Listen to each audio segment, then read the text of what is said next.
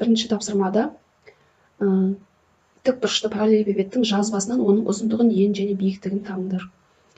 Демек, екі торкөзді 1 сантиметр деп алатын болсақ, сонда ұзындығы 4 сантиметр, ені мен биіктігі 2 сантиметр және 2 сантиметр болады. Жазайық. А тең ұзындығы тең 4 сантиметрге, Б ені тең 2 сантиметрге, С биіктігі тең 2 сантиметрге. Екінші тапсырмада тікбұрышты параллелепипедтің бетінің ауданы неше квадрат сантиметр? Жалпы тікбұрышты параллелепипед ол 6 тіктөртбұрыштан тұратын болғандықтан, демек S1 деп алайық, А көбейтілген Б. А бізде 4-ге тең, Б 2-ге тең. Сонда 8 сантиметр квадрат болады.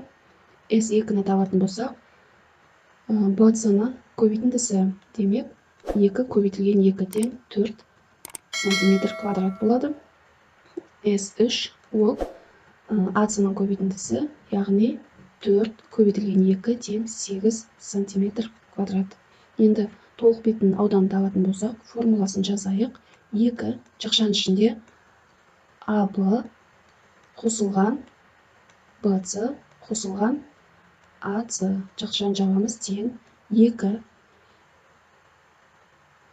көбейтілген жақшаның ішінде AB бізде 8-ге тең қосылған BC 4-ге тең қосылған AC 8-ге тең. Жақшаның ішін орындайтын болсақ, 2 көбейтілген жақшаның ішінен 20 болады. 2-ні 20-ға көбейтсек, 40 сантиметр квадрат болады.